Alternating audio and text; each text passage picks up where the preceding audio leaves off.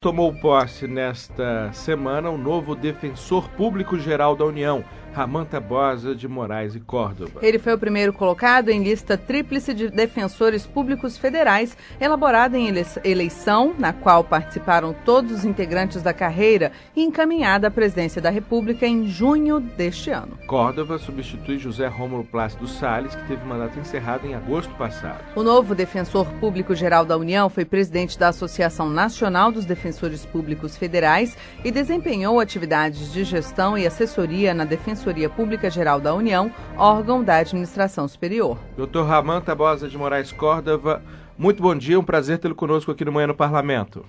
Bom dia, o prazer é todo meu. Eu vou começar perguntando sobre uma questão um pouco delicada. Demorou um pouco para sair a nomeação do senhor, né? Foi de agosto para cá, a Defensoria Pública da União ficou sem o seu cabeça, por assim dizer, né? Isso, houve um atraso aí, mas a gente considerou normal, tendo em vista que é um ato complexo, né? Saiu a lista tríplice, aí tem que passar pela indicação da presidente, depois vem toda a questão do Senado Federal, então achamos que embora houve essa demora, mas foi tranquilo, foi normal. Doutor Ramã, a Defensoria Pública, as defensorias públicas de um modo geral, incluindo-se aí a da União, são uma conquista, acho que, das mais importantes que a Constituição de 88 trouxe, né? Porque até então havia, digamos assim, não havia um mecanismo consolidado, havia um mecanismo nos espaços, mas não havia um mecanismo consolidado, um compromisso tão claro, pelo menos da nossa lei, com uma democratização do acesso à justiça, né? Só que de lá para cá, essa consolidação, ela não tem demorado muito? A gente sabe que isso não é culpa dos defensores, é culpa de dificuldades orçamentárias, etc. Como é que tem sido esse processo de evolução? Eu acho que você colocou muito bem, Lincoln, a questão. A Defensoria foi uma grande conquista da sociedade, feita pelo Constituinte em 88, inseriu no texto constitucional uma instituição tão importante como essa, que possibilita a cidadania às pessoas que, na verdade, 2/3 da população, que sem a Defensoria Pública não teria condições de ter acesso aos seus direitos. Então, o que aconteceu? Nesses quase 25, 23 anos desde a promulgação da Carta, a Defensoria foi se ressentindo da falta de instrumentos que efetivamente lhe permitissem desenvolver suas atividades. E aí isso aconteceu com a emenda 45 para defensorias estaduais, né? A Defensoria da União ainda está num estágio anterior, mas as estaduais já avançaram significativamente quando receberam, através da emenda 45, as autonomias administrativa e financeira, e a iniciativa de sua proposta orçamentária. É isso que a gente está perseguindo agora, porque a instituição é única e indivisível. Então, é a hora de corrigir esse desnivelamento que houve com a emenda 45. Agora, doutor Ramã, a Defensoria Pública consegue dar conta de toda a demanda? Há pessoas suficientes para atender a quantidade de cidadãos que precisa dessa defesa? Definitivamente não. Hoje nós temos um número muito aquém do necessário, tanto em âmbito estadual como federal. Tá? O que a gente precisa, na verdade? A gente não precisa de uma máquina extremamente carregada de defensores, aquela coisa que vai sobrecarregar o orçamento federal. A gente precisa de um número razoável de defensores, o que está longe de ser hoje. Tá? Só que o que nós precisamos é dessa autonomia e de uma estrutura paralela, como toda grande instituição precisa, como é a exemplo do Judiciário e do Ministério Público. Nós precisamos de uma carreira de apoio estruturada, servidores que auxiliem o trabalho do defensor. Então não significa que a gente precisa de uma quantidade enorme de defensores. A gente precisa de uma quantidade boa de defensores, mas com a estrutura que todo grande órgão precisa para a gente poder cumprir nosso papel. Então não depende só dos defensores públicos, né? Exato. Depende, na verdade, de uma boa vontade do governo e do Estado brasileiro em compreender que a Defensoria Pública ela é tão essencial quanto a Advocacia Pública, quanto o Ministério Público, são essenciais à função jurisdicional do Estado. E quando a gente diz essencial é porque sem ela, 2/3 da população não tem acesso à justiça. Então isso é muito grave, de certa forma, E a gente vê a importância de terem inserido a instituição Defensoria Pública no texto constitucional. Tá? Mas agora é preciso efetivá-la, caso contrário ela acaba virando aquele arremedo de defesa. Então a gente precisa realmente de uma defesa institucionalizada. Ainda em relação à defesa do cidadão, essa pessoa que não tem condições de bancar uma defesa particular, a Defensoria Pública atua em qualquer tipo de ação? Exato. O que vierem para nos procurar em termos jurídicos para alguma defesa, seja em âmbito administrativo ou judicial, a Defensoria está ali para fazer a defesa. O que a Constituição exige da Defensoria Pública? Que ela faça uma análise da comprovação da hipossuficiência daquele cidadão.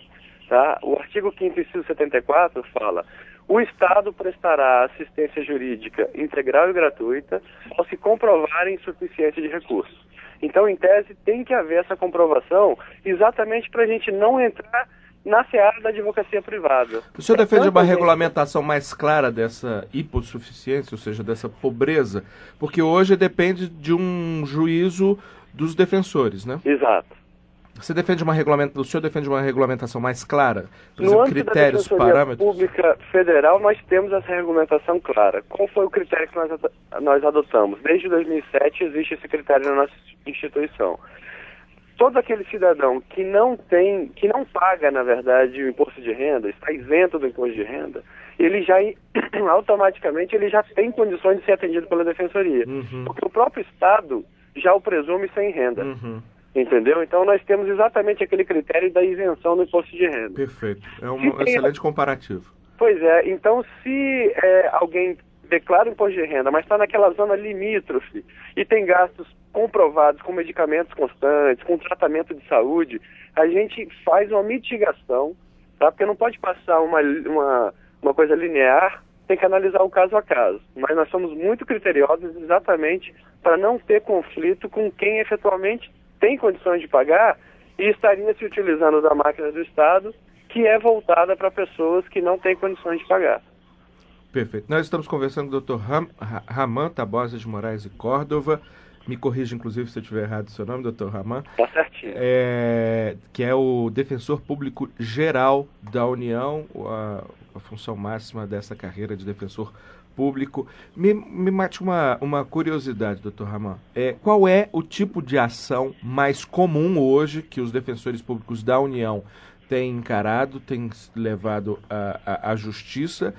E qual que vocês consideram prioritário, que não necessariamente é aquele que é o mais numeroso, mas é aqueles que vocês costumam dar mais atenção, se é que já foi feito já foi dado algum direcionamento em relação a algum tipo de ação?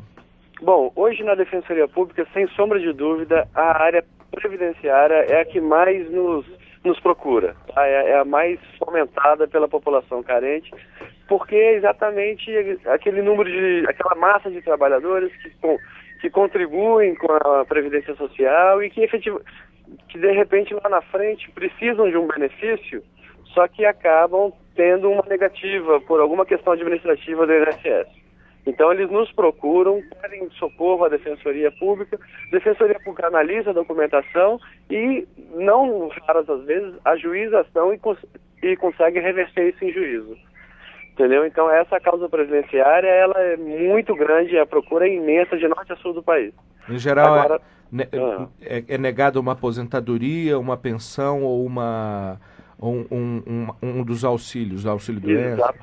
Exatamente. E são muitas pessoas que dependem do INSS, recolhem para o INSS e quando vê, injustamente, em tese, tem uma negativa daquele órgão, né? Daquela autarquia. E como nós atuamos perante a Justiça Federal e o INSS é uma autarquia federal, a competência da Justiça Federal para julgar.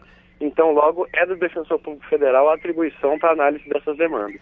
Ainda na segunda pergunta, tem um tema que vocês gostariam de priorizar, mas que não necessariamente é tão demandado assim pela sociedade? Na verdade, a área criminal, ela é muito sensível porque ela lida com, acho que, o segundo bem mais importante do ser humano, tirando a vida, né? E é a liberdade. Sim. Né? Então, a liberdade da pessoa está em risco naquela seara criminal e nós temos a obrigação. E aí existe, inclusive, uma discussão em âmbito interno da nossa instituição e externo também. Porque, em tese, se uma pessoa não quiser, embora tenha renda e tenha posses, e não quiser contratar um advogado, o Estado precisa dar uma defesa para aquela pessoa. E muitas vezes vai para a defensoria causas como essa, e o defensor não pode se negar. A atender. A atender, porque é o direito da pessoa. Né, e é sempre o defensor público que atua nesses casos? Não, na verdade, as pessoas costumam contratar seus advogados quando elas têm condições, né? Agora, sim, mas quando o Estado determina que tenha um advogado uma defesa, Não, aí tem duas formas de resolver a situação. O juiz nomeia um advogado dativo, que é um advogado particular que se credencia perante a Justiça Federal e, eventualmente, o seu nome é escolhido para fazer essa defesa, assim, de forma aleatória. Então, esse é o advogado dativo. E tem o defensor público. Como nós chegamos com toda a força agora, os juízes federais, o Poder Judiciário da União já nos conhece, então o que tem acontecido é isso. Todas as causas de dativo estão sendo eliminadas e a defesa tem vindo para a defensoria, né? Perfeito. Então isso é uma defesa, é um direito que o cidadão brasileiro tem e, de preferência, as pessoas carentes, porque a defensoria pública é voltada para essa população. Uhum. Ótimo. Bom, quero agradecer muito mais uma vez, Dr. Ramon Córdova, que é o novo defensor público geral da União, por essa entrevista aqui no Manhã no Parlamento. Um excelente dia para você, Dr. Ramon. Ok, muito obrigado. Eu que agradeço a oportunidade de ter falado com vocês na Manhã no Parlamento. E bom trabalho. Muito obrigado.